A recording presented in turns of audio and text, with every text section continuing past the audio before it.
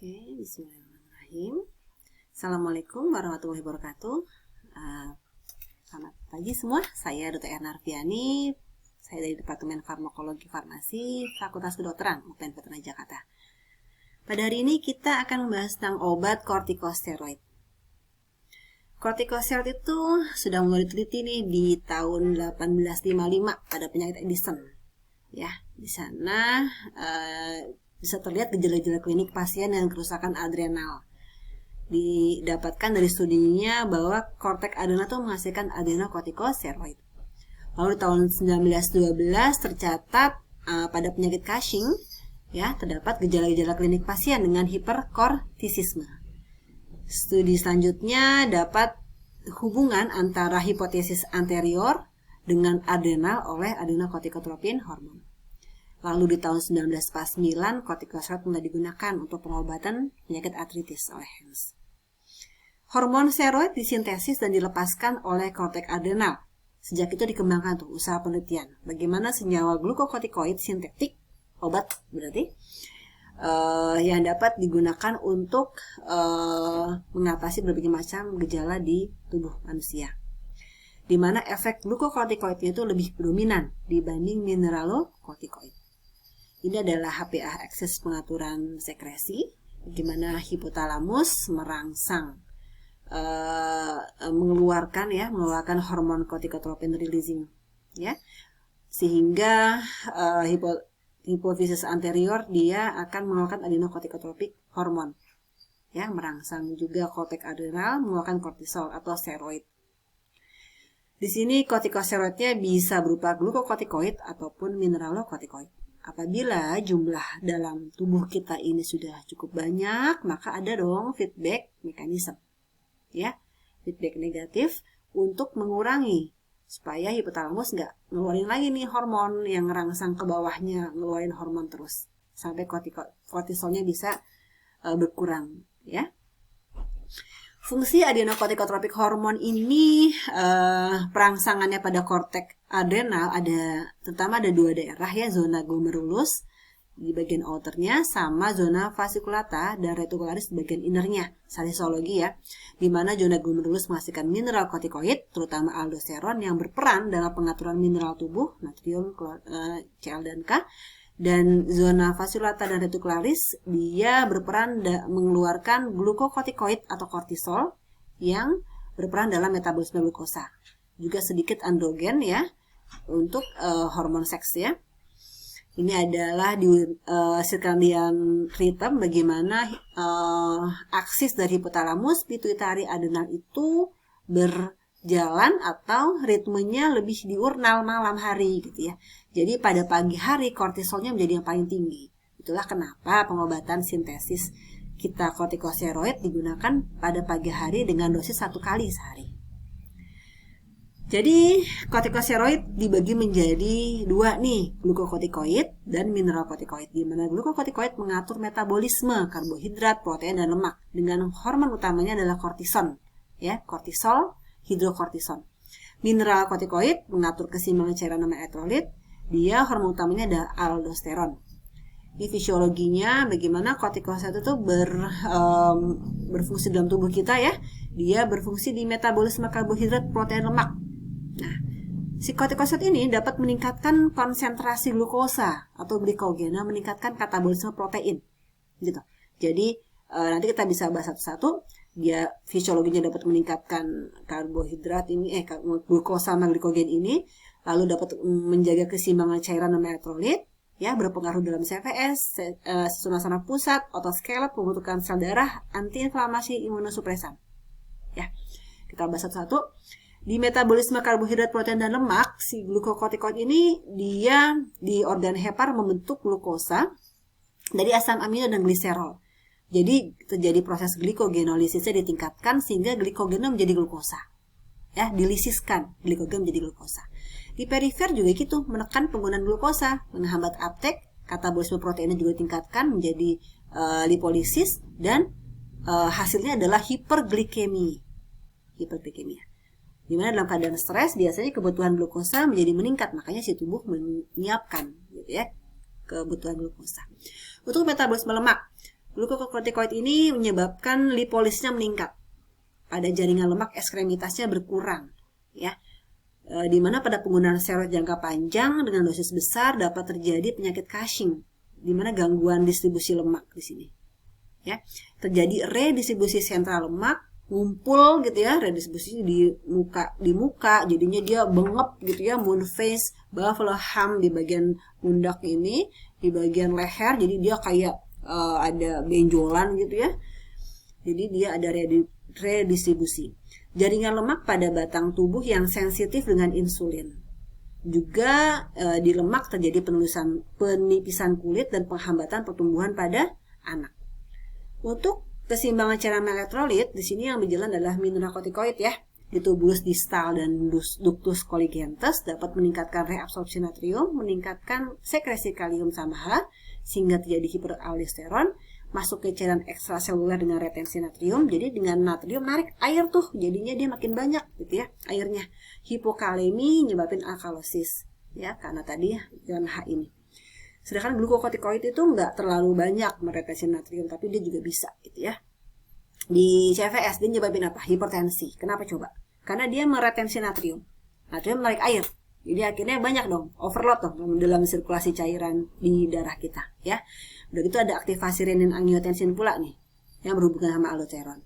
Di susunan saraf pusat, glukokortikoid ini banyak ya dihasilkan dalam suatu penelitian disebutkan bahwa dapat mempengaruhi gangguan tingkah laku gitu lah. Jadi gangguan psikiatris seperti gangguan pola tidur, insomnia, sampai psikosis. Jadi mempengaruhi susunan saraf pusat. Di otot skelet terjadi katabolisme protein tadi ya. Proses gluconeogenesis, semuanya menghasilkan glukosa, glikogen. Jadi semuanya jadi glukosanya banyak. Terjadi miopati, kelainan otot karena penggunaan steroid yang lama. Juga pada pembentukan sel darah merah terjadi gangguan nih, polisitemia, pada sindrom Cushing, anemia normokromositer, pada penyakit Addison ya. Dan juga dapat menyebabkan penurunan limfosit, sel eosinofil, basofil gitu ya. Jadi ini mempengaruhi juga nanti di bagian autoimun kita ya, antiinflamasi kita. Jaringan ikat ini glukokortikoid dapat mensupresi dari fibroblast DNA RNA ya, dapat mensupresi sintesis protein, mensupresi matriks intraseluler, jadi kolagen sama hyaluronatnya jadi berkurang kondisinya. Penggunaan yang lama akhirnya menyebabkan gangguan proses penyembuhan luka. Ya, kenapa? Makrofag juga yang berkurang gitu ya. Di jaringan tulang, si glukokortikoid ini nyebabin supresi osteoblast dalam pembentukan sel tulang, tapi dia meningkatkan jumlah osteoklas yang ngancurin sel tulang gitu lah. Jadi akhirnya pembentukan tulang barunya jadi berkurang, jadi osteopenia, rapuh ya. Nih, di antiinflamasi dan imunosupresan.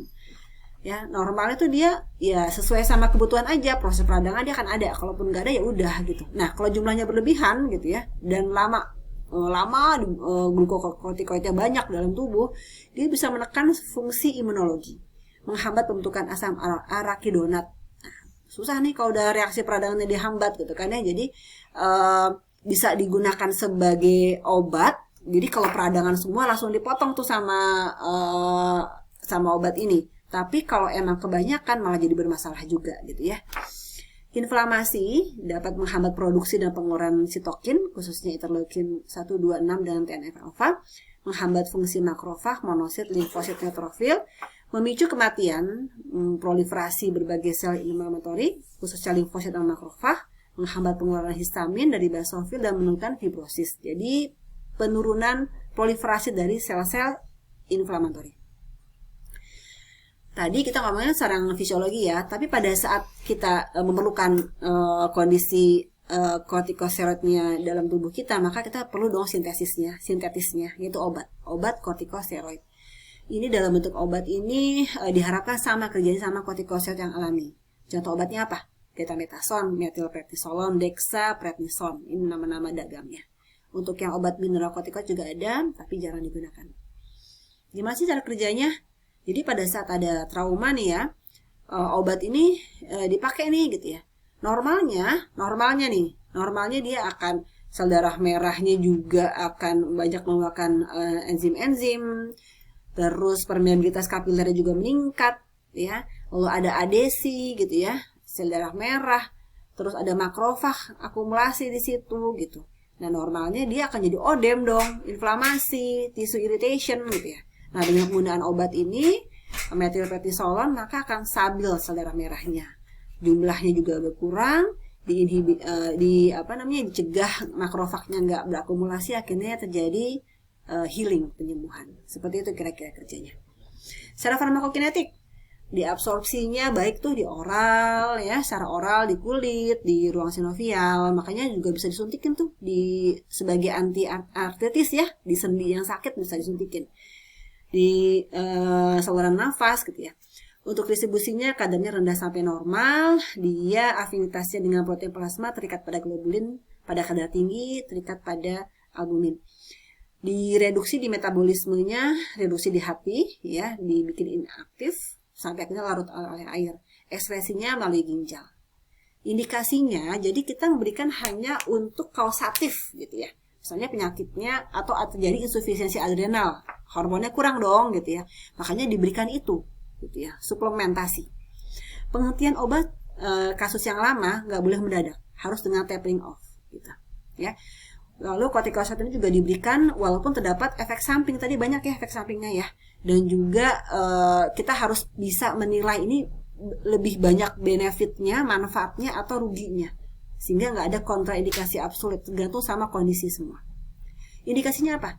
Indikasinya untuk insufisiensi adrenal tadi ya, untuk replacementnya, pematangan paru, penyakit artritis, rheumatic disease, penyakit kolagen, penyakit alergi, kulit, ya, gangguan mata, gangguan di ginjal nih, glomerulonefritis, penyakit sindrom nefritik gitu ya, penyakit asma, penyakit infeksi, penyakit hepar, keganasan, odem cerebral, cairannya tadi kan tensi dong gitu ya, transplantasi organ itu juga gitu. Jangan sampai terjadi inflamasi, makanya diturunkan dulu inflamasinya, dipotong dulu tuh asam arakinonatnya sehingga bisa ditransplantasi, baru nanti bisa normal lagi.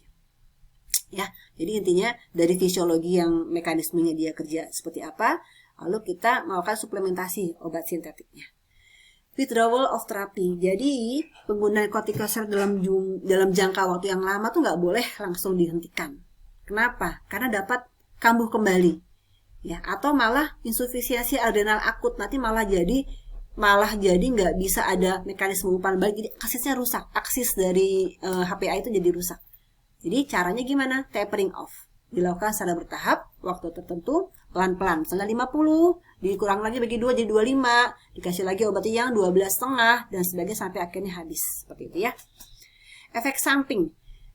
Jadi efek sampingnya itu akan terjadi apabila penghentiannya mendadak. Tadi ya, withdrawal of therapy, jadi nggak boleh mendadak. Dan pemberiannya dalam jangka panjang, dalam waktu yang lama, di atas 2-3 bulan, dalam dosis yang besar, itu akan terjadi efek samping. Apa efek sampingnya? Dalam dosis yang besar tadi, jadi hiperglikemi, ya dong, glukosa jadi banyak, jadi menyebabkan diabetes, gitu ya, dapat menyebabkan odem, hipertensi, tadi apa? Retensi natrium di situ ya, narik air, jadinya kan dia overload. Infeksi, ya dong, jadi banyak infeksi gitu ya, jadi dia karena nggak ada antiinflamasinya gitu ya, menyebabkan ulcus pepticum, COX-1, COX-2 masih ingat ya, pelindungan mukos barirnya berkurang. Terjadi osteoporosis, tadi hubungan sama apa? Osteoklasnya meningkat. Sindrom Cushing, penumpukan, redistribusi, moon phase, Buffalo Hump, ya. Miopati, pemecahan protein yang meningkat, jadi akhirnya jadi rusak. Psikosis, gangguan di susunan saraf pusat, di mata ada gangguan di macam-macamnya, di mata katarak, glaukoma, gangguan pertumbuhan pada anak tadi ya. Jadi macam-macam. Oke. Karena potensinya, kan ada dua nih, ada mineralocorticoid sama glucocorticoid. Jadi untuk yang kortisol, prednisolon, sebagainya ini dia lebih bermain di mineralocorticoid. Sedangkan untuk yang betametason, dexamethasone, triamcinolone itu lebih bermain di antiinflamasi. Ini adalah dosis-dosisnya, ya. Ada duration of actionnya, ada yang short, intermediate, and long. Sediaan itu ada yang oral, parenteral, topikal, inhalasi. Jadi ada banyak ya sediaannya ya, bisa di oral langsung, bisa intravenal langsung, muskuler, bisa kayak terapi pada keloid gitu ya, intrasinovial tadi pada artritis ya. Topikal mata ini juga banyak banget dipakai, inhalasi asma tuh banyak banget dipakai. Ini contoh-contoh sediaannya ya, ada yang salep, ada yang oral ya. Kita bisa lihat ini contoh gambar-gambarnya yang berada di pasaran, metilprednisolon, dexamethasone gitu ya. Pengawasannya berarti kita